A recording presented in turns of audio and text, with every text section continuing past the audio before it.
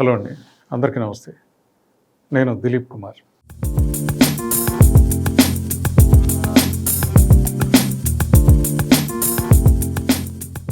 మనం ఈరోజు మీకు కొన్ని details regarding plan and structural drawings మీకు ఆన్ స్క్రీన్ ఒకసారి చూపించే ప్రయత్నం చేస్తున్నాను.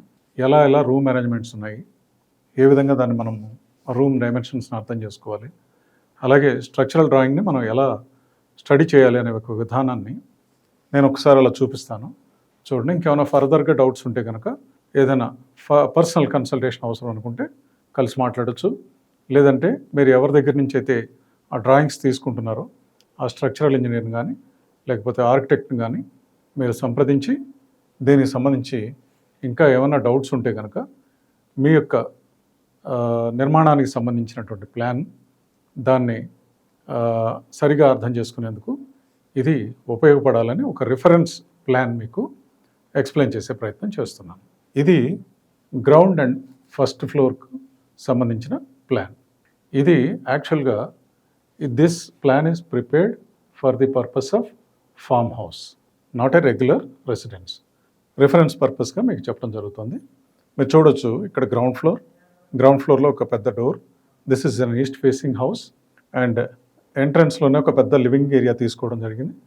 దాని తర్వాత రైట్ సైడ్లో స్టైర్ కేస్, లెఫ్ట్ సైడ్లో living area, family living area as well dining area. అలాగే సౌత్ ఈస్ట్ తూర్పు ఆగ్నేయంలో కిచెను, అలాగే south west master bedroom and north west ఒక చిల్డ్రన్ బెడ్రూమ్ ఇవ్వడం జరిగింది. మధ్యలో ఒక లాంజ్ ఏరియా అండ్ ఏ బెడ్రూమ్కి ఆ బెడ్రూమ్ ప్రైవేట్గా డెక్ ఏరియా ఇవ్వడం జరిగింది. బయట అంటే ఈ లాంజ్లో నుంచి కూడా మనం బయటకు వెళ్తే there is a deck area for this floor. Ground floor నుంచి మనం ఫస్ట్ ఫ్లోర్కి వస్తే this is the first floor area, this is the hall and master bedroom. Same కింద గ్రౌండ్ ఫ్లోర్లో ఉన్నట్టే 2 బెడ్రూమ్లు పైన ఉన్నాయి. కిచెన్ ఉన్న ప్లేస్లో పైన సౌత్ ఈస్ట్లో కూడా ఇంకొక బెడ్రూమ్ తీసుకోవడం జరిగింది. అలాగే గ్రౌండ్ ఫ్లోర్లో ఉన్నట్టుగానే లివింగ్ ఏరియా యాజ్ ఇట్ ఈస్గా లివింగ్ ఏరియాగానే ప్రొవైడ్ చేశారు.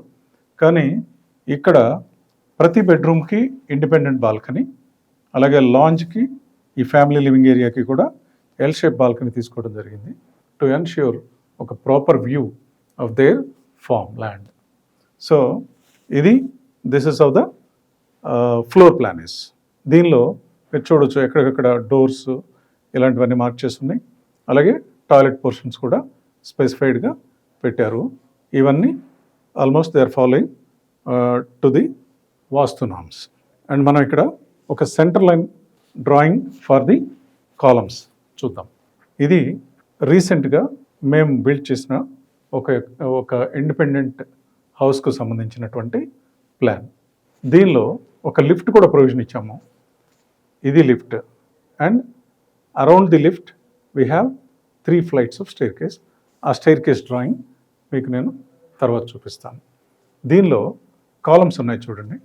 ఈ కాలమ్స్కు సంబంధించినటువంటి సెంటర్ లైన్ డ్రాయింగ్ అండ్ ఇక్కడ మనం ప్రధానంగా గమనించాల్సింది orientation of columns. Orientation of columns మీరు చూడొచ్చు, ఈ 2 కాలమ్స్ ఒక డైరెక్షన్లో ఉన్నాయి, ఈ కాలం ఒక డైరెక్షన్లో ఉంది. అలాగే ఈ 2 కాలమ్స్ ఒక డైరెక్షన్లో ఉన్నాయి, మిడిల్లో ఉండే కాలం ఒక డైరెక్షన్లో ఉంది. అలాగే ఇక్కడ ఉండే 2 కాలమ్స్ ఒక డైరెక్షన్లో ఉన్నాయి, ఈ కాలం ఒక డైరెక్షన్లో ఉంది. అక్కడ ఈ కాలం యొక్క ఓరియంటేషన్ అనేది మనం ప్రధానంగా గమనించాలి. ఎందుకంటే మనం ఫర్దర్గా ఫ్లోర్ ప్లాన్ మీద డిపెండ్ అయ్యి ఈ కాలం ఓరియంటేషన్స్ అనేవి ప్రొవైడ్ చేయబడి ఉంటాయి. సో ఈ విషయాన్ని మనం బాగా గమనించి అదే ప్రకారంగా మార్కింగ్ చేసుకుని కింద గ్రౌండ్ లెవెల్లో ఫౌండేషన్లో మార్కింగ్ చేసుకుని column mat bottom mat reinforcement, footing mat reinforcement and column కూడా ప్లేస్ చేసేటప్పుడు ఓరియంటేషన్ ఆఫ్ కాలం గమనించుకుని ప్రొవైడ్ చేయాల్సి ఉంటుంది. తర్వాత ఫుటింగ్స్ ప్లాన్. ఇక్కడ చూడండి, దిస్ ఇస్ ఫుటింగ్ ప్లాన్. ఈ ఫుటింగ్ ప్లాన్ అనేది చాలా క్లియర్గా orientation of column, footing plan as well size of the footing and centre line of the columns కూడా చాలా క్లియర్గా మెన్షన్ చేయడం జరిగింది. స్పాన్ ఆఫ్ ది కాలమ్స్ ఎంత స్పాన్ ఉన్నది అనేది కూడా చాలా వివరంగా ఇవ్వటం జరిగింది. అలాగే అవుట్ సైడ్లో మన బౌండరీ నుంచి సెట్ బ్యాక్స్ ఎలా మెయింటైన్ చేయాలనేది కూడా చాలా క్లియర్ మెజర్మెంట్స్ తోటి ఇక్కడ స్పెసిఫై చేయడం జరిగింది. దీన్ని కూడా జాగ్రత్తగా గమనించుకోవాలి. ఆ తర్వాత footings reinforcement and column reinforcement, ఈ రెండు విషయాలు ఇక్కడ చాలా క్లియర్గా, ఇది structural design. You can see footings details, ground +2 plus penthouse. This is how we design this structure. So దానికి సంబంధించిన రీఎన్ఫోర్స్మెంట్ డీటెయిల్స్ కూడా చాలా వివరంగా ఇక్కడ ఇవ్వడం జరిగింది. అలాగే కాలమ్ రీఎన్ఫోర్స్మెంట్ లాటరల్ టైస్, స్టిరప్స్ అంటాము, ఆ స్టిరప్స్ కూడా ఎలా ప్రొవైడ్ చేయాలనేది కూడా చాలా క్లియర్గా ఇక్కడ మెన్షన్ చేశారు. కేటగిరీస్ ఆఫ్ కాలమ్స్ కింద డివిజన్ చేశారు ఆ ప్లాన్లో, ఫస్ట్ మనం చూసిన ప్లాన్లో. నెక్స్ట్ C1 కేటగిరీలో size of the column 9/18, C2 కేటగిరీలో 9/15, C3 కేటగిరీలో 9/12. అండ్ వాటిలో వచ్చేటువంటి column main reinforcement 8 numbers 16 mm tor, 6 numbers 16 mm tor, 4 numbers 16 mm tor and 2 numbers 12 mm tor. ఇక్కడ మనకి రెండు రకాలైనటువంటి డయామీటర్స్ ఇక్కడ మెన్షన్ చేశారు. వీటిలో major size of the diameter of the bar is to be placed on the corners, 4 corners, as well in the middle the lower diameter of the bar need to be placed. అది చాలా క్లియర్గా ఇక్కడ specify చేశారు. మనము ఈ ప్లాన్లో దాన్ని read చేస్తే మనకు అర్థమవుతుంది. అలాగే ఇక్కడ మార్క్ చేయబడింది రింగ్స్, ఆ కాలం యొక్క వర్టికల్ బార్స్ని టై చేసేటువంటి, అంటే ఇవి లాటరల్ టైస్, స్టిరప్స్ అంటాము. ఈ స్టిరప్స్, ఇందులో ఈ యొక్క బార్స్కి సెంటర్లో ఒక రింగ్ ఇచ్చారు. మిగతా వాటిలో వచ్చేసరికి నెంబర్ ఆఫ్ బార్స్ తగ్గాయి. ఇవి 8 ఉన్నాయి, ఇవి 6 ఉన్నాయి. సో ఈ 8 బార్స్లో వచ్చేసరికి మిడిల్లో కూడా ఒక రింగ్ వచ్చింది, దీనికి మాత్రం ఓన్లీ అవుటర్ రింగ్ మాత్రమే ఉంది. సో ఈ ప్రకారమే మనము కంపల్సరీగా ఈ డ్రాయింగ్లో స్పెసిఫై చేసిన విధంగా రీఎన్ఫోర్స్మెంట్ని టై చేసుకోవాల్సి ఉంటుంది. అలా టై చేసుకునేటప్పుడు ఈ హుక్ అనేది కంపల్సరీగా మెయింటైన్ చేసుకోవాలి. ఆ హుక్ అనేది ఆ బార్ని కదలకుండా, ఎటు మూవ్ కాకుండా ఇలా క్లోజ్గా హోల్డ్ చేసి పట్టుకుని ఉంటుంది. అలా విధంగా ఉండాలి. ఉంటే బైండింగ్ చేసినప్పుడు దాని యొక్క పొజిషన్ మారకుండా ప్రాపర్గా టై చేయబడి ఉంటుంది. అలాగే grade of the concrete, this is mix M20 ఇలా మెన్షన్ చేశారు. ఈ C1 కేటగిరీలో ఎన్ని నెంబర్ ఆఫ్ కాలమ్స్ ఉన్నాయి, C2 ఎన్ని కేటగిరీలో ఎన్ని కాలమ్స్ ఉన్నాయి, C3 కేటగిరీలో ఎన్ని కాలమ్స్ ఉన్నాయి అనేది కూడా చాలా వివరంగా ఇక్కడ మెన్షన్ చేశారు. ఇక్కడ మెన్షన్ చేయబడినట్లుగా టోటల్ కాలమ్స్ వచ్చేసి 16. అలాగే డీటెయిల్స్ ఆఫ్ ఫుటింగ్స్, ఇందులో 3 categories of footings are there. First one is F1, F2, F3 and size of the footing 5.5 by 5.5, 5/5, 4.5 by 4.5.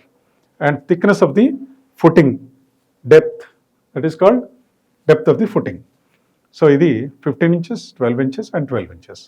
Actually ఈ డిజైన్ ప్రకారంగా ఇక్కడ ఫ్లాట్ ఫుటింగ్ ఇవ్వడం జరిగింది. There are certain footings with sloped concrete above the flat. అలాగే ఇంకా స్పెసిఫైక్గా ఏదైనా అవసరం పడితే కనుక డెప్త్ ఆఫ్ ది ఫౌండేషన్ ఎక్కువైనప్పుడు పెడెస్టల్స్ కూడా ఇవ్వడం జరుగుతుంది. అది కూడా చాలా స్పెసిఫిక్గానే ఇలా డ్రాయింగ్స్లో క్లియర్గా మెన్షన్ చేసి ఇస్తారు. ఇందులో main reinforcement for the mat on both ways, ఇది 12 mm at the rate 7 inches centre to centre both ways.